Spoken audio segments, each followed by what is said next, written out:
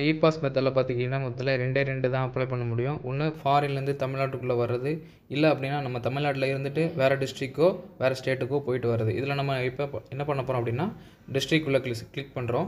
Click பண்ணால் நமக்கு இந்த மாதிரி ரிஜிஸ்ட்ரேஷன் ஃபார்ம் ஒன்று வரும். இதில் பார்த்தீங்கன்னா மொபைல் நம்பர் ஓடிபி கொடுத்து லாகின் பண்ணணும். ஸோ இந்த யூசர் பண்ணாத அப்படி தான் நமக்கு கண்டிப்பாக பண்ண முடியும்.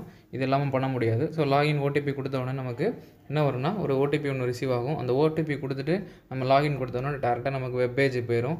அந்த வெப் பேஜில் பார்த்தீங்கன்னா நமக்கு நம்ம பைக்கில் போகிறோமா இல்லை காரில் போகிறோமா இல்லை ஃப்ளைட் ஆர் ட்ரெயினில் போகிறோமான்னு கேட்கும். நான் பைக்கில் கொடுக்குறேன். நெக்ஸ்ட் ரீசன் கொடுக்குறேன், மெடிக்கல் எமர்ஜென்சி கொடுக்குறேன். அண்ட் தென் ட்ராவல் எங்கேருந்து எங்கே போகிறோம் அப்படிங்கிறத கிளிக் பண்ணுறேன்.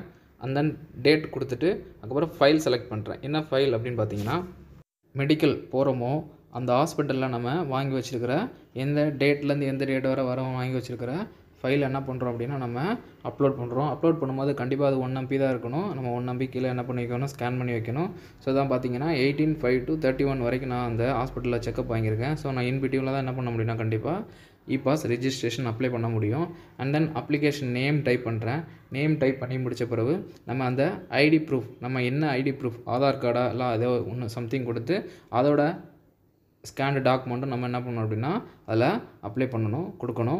ஸோ கொடுத்துட்டு அதோட என்ன டாக்குமெண்ட் கொடுத்தோமோ அதோட நம்பர் கொடுக்கணும். அந்த இப்போ நம்ம ஆதார் கார்டு கொடுத்தோம்னா அதில் உள்ள அந்த டிஜிட் நம்பர் 12 டிஜிட் நம்பர் கொடுக்கணும். கொடுத்துட்டு நம்ம என்ன பண்ண போகிறோம் அப்படின்னா நெக்ஸ்ட்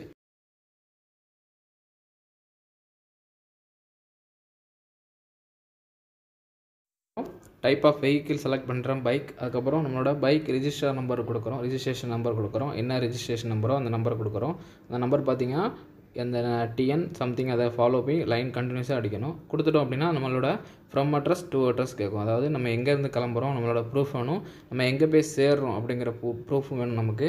ஸோ கொடுக்குறேன். நான் ஃபஸ்ட்டு என்னோடய டிஸ்ட்ரிக் கொடுக்குறேன். அந்த நான் தாலுகா கொடுக்குறேன். அதுக்கப்புறம் என்னோடய அட்ரஸ் கொடுக்குறேன். என்னோடய அட்ரஸ் கரெக்டாக இருக்கணும்.